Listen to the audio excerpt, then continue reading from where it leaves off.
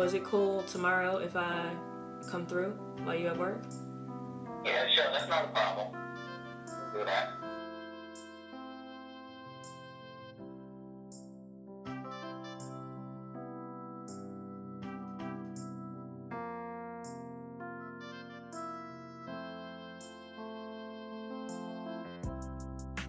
Never been kissed before, never been this adored, never been told I love you till you.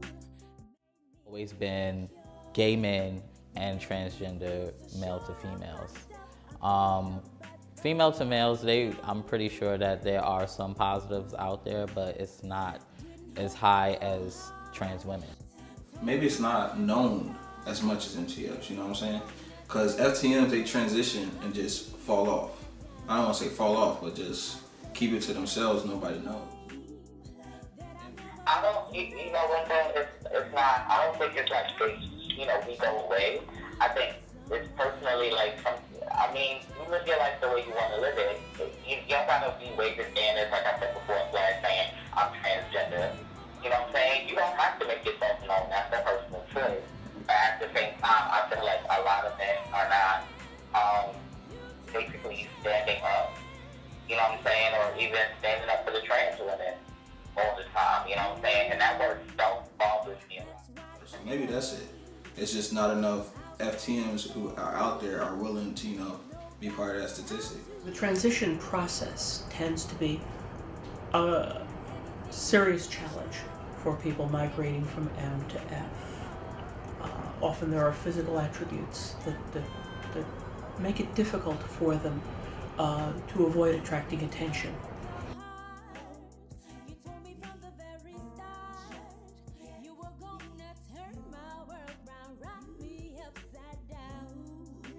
Not their fault. They don't read the newspaper, or they don't pay that much attention to issues like this, so they don't really understand. But when they see a potential resident or a tenant that gets attention in the way that some of our transgender women do, they are reluctant to rent to them.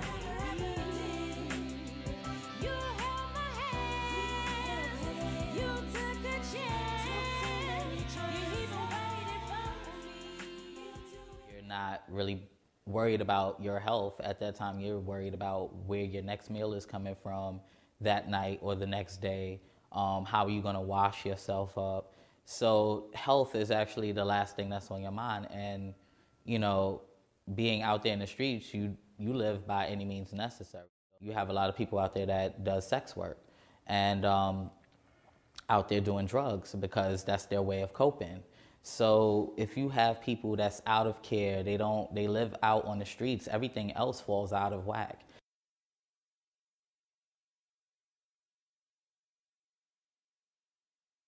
There haven't necessarily been any studies as to why, you know, these communities seem to be so susceptible. I don't always think that the sex work portion has to do with it.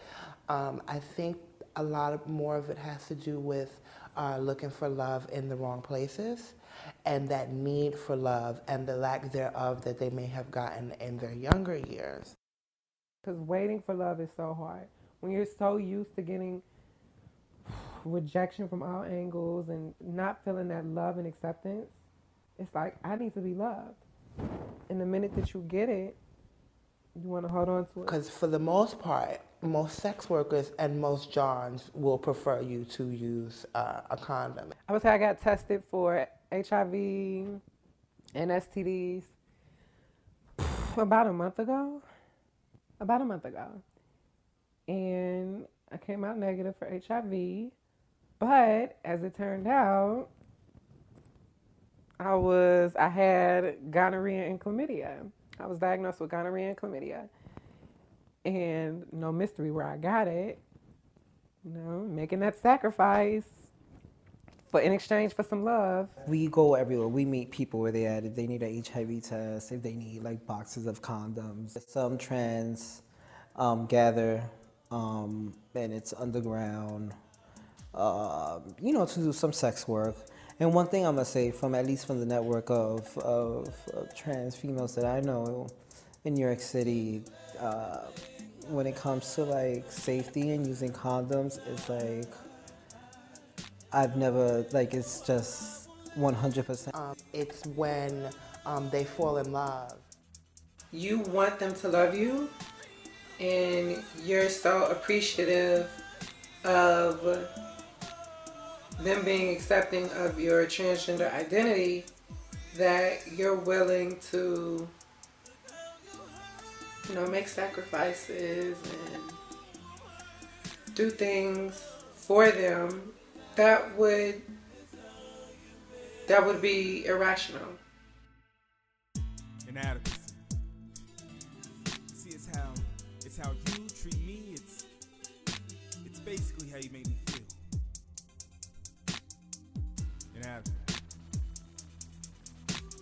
I mean, I get lonely. Everybody gets lonely, but at the same time, I keep telling myself like when it's that time, I'll come across that person when I need to, and that's how I look at it. But yeah, I get lonely sometimes. I'm not gonna lie about that.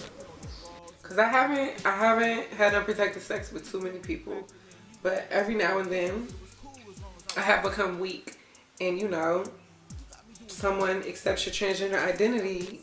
It's such a major relief that you're willing to, well, me, willing to make sacrifices for that person and have unprotected sex. Then when it's all said and done, here you are still alone. And where are they? I remember when dialing your number to the phone and hearing your voice was like Mozart, but now it's your love and your half of a relationship that's an imaginary part.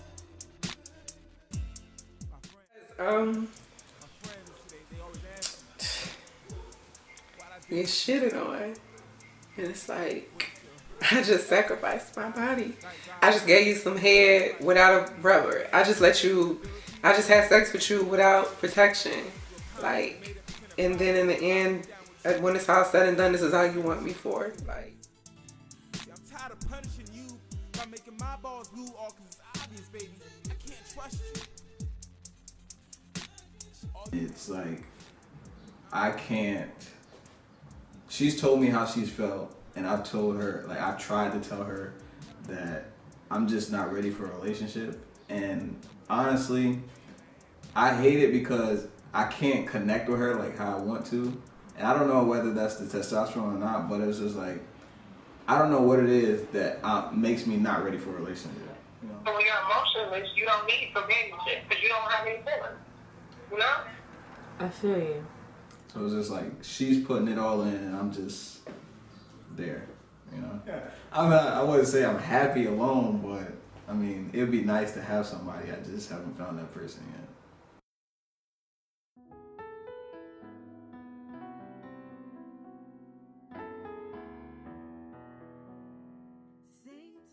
it's about loving yourself.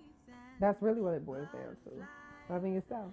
You gotta love yourself enough not to sacrifice your body in exchange for love from someone else. And just cross your fingers and hope that the love comes in, the real love. Sing to me of bells and bright lights. Sing to me of sighs and longer nights. Sing to me of hope and all that hope brings. Speak peace unto my heart. I'm Andre Pontes. I'm an intern for Meshae Studios. I decided to intern for Meshae Studios because I really agreed with their philosophy and their work ethos, and I felt that this was something new to me, something I was unfamiliar with, a world completely unknown to me, and I thought that'd be interesting to discover and to learn about. It was so delicious, and it was just so over the top romantic. He was kissing me, and then we fed each other. Aww. It was, I'm telling you, over the top romantic. Imagine the fucker doesn't know. But I had to take advantage of it. It was so nice. He doesn't know what? What's in between my legs? Oh my god. That's so messed up. Listen, I mean, I needed the date. That's how I look at it. I get treated like shit enough. Sometimes you just need that escape. I just blow everything off, basically. That's what I do. Blow everything off. And I don't know if it's because I'm at a point in my life where I'm just too happy to let anything bother me, or if it actually is the tea having that type of effect on me. So you feel like where you're at right now, that you're happy where you are? Yeah, I'm extremely happy. I'm not acting like there's some things that, you know, I'm still getting together, but at this point in my life, it's just like, I'm just happy with who I am, where I'm at. Sing to me of doves that fly by night. Sing to me of love and all the love rings. Oh, No, I didn't have no designs on it. It was just sing to me in times I can't quite understand. never had a design in the flat top. I really didn't. I just had a swoop, the moon part. That was it. That's all I had. I wasn't doing no crazy design.